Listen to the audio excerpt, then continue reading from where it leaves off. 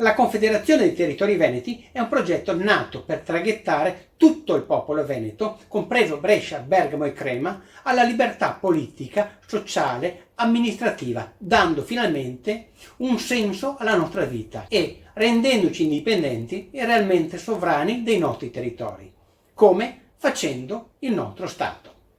Fare il nostro Stato significa stravolgere totalmente la mentalità attuale partitica, oligarchica, perciò in mano a pochi, in una mentalità più organica, partecipata, libera, ma soprattutto giusta, con al centro il popolo e non più i mercati o l'economia.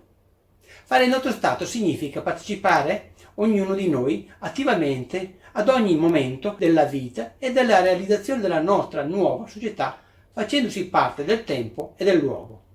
Fare il nostro Stato significa rendere sovrani e indipendenti ogni singolo territorio, proprio come oggi la Svizzera, con i suoi cantoni che corrispondono ai nostri territori. E se ha sempre funzionato per la Svizzera, perché non deve funzionare con noi? I vantaggi sono innumerevoli e nemmeno paragonabili con l'attuale situazione di potere centralista italiano. Non c'è nient'altro da fare, solo fare il nostro Stato. E per farlo basta solo informarsi, partecipare, discutere, condividere ed infine votare le proprie costituzioni in base al territorio di appartenenza. Il federalismo della Svizzera, con l'aggiunta dei nostri valori e ideali storici, serve a comprendere il perché dobbiamo fare il nostro Stato della Confederazione dei Territori Veneti. Il progetto è già in corso, serve solo la tua partecipazione. Quindi non aspettare, partecipa. confederazioneterritoriveneti.org. Grazie. Che cos'è il federalismo? Parlando della scuola, due allievi provenienti da cantoni diversi si accorgono immediatamente che ci sono delle differenze. Uno ha iniziato con il francese in terza elementare, l'altro in quinta. Uno ha fatto 4 anni di scuola media, l'altro solo 3. Ogni cantone ha quindi un sistema scolastico diverso. Queste differenze sono una conseguenza del federalismo. Federalismo significa che la responsabilità è ripartita su 3 livelli statali, formati da confederazione, cantoni e comuni. Tutti e 3 hanno propri settori di responsabilità, nei quali svolgono i compiti in modo autonomo. Alcuni compiti, invece, vengono svolti insieme da confederazione, cantoni e comuni. In generale, alla Confederazione spettano solo i compiti che devono essere regolamentati in modo uniforme su scala nazionale, ad esempio l'esercito e la moneta. Tutti i compiti della Confederazione sono elencati nella Costituzione federale, che deve essere approvata sia dal popolo sia dai cantoni.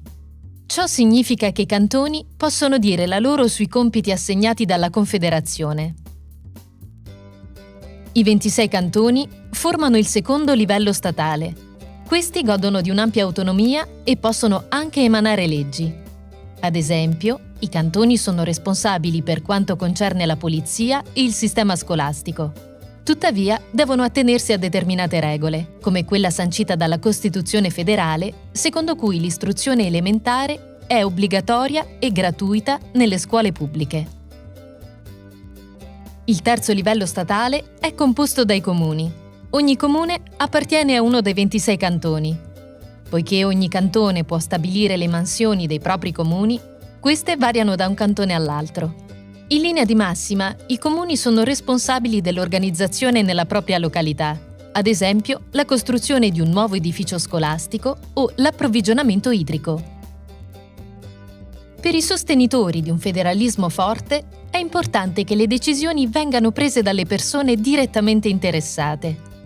Inoltre, il federalismo promuove la creazione di idee innovative, vale a dire, se un comune o cantone adotta con successo un metodo nuovo per svolgere un determinato compito, altri possono fare tesoro della sua esperienza.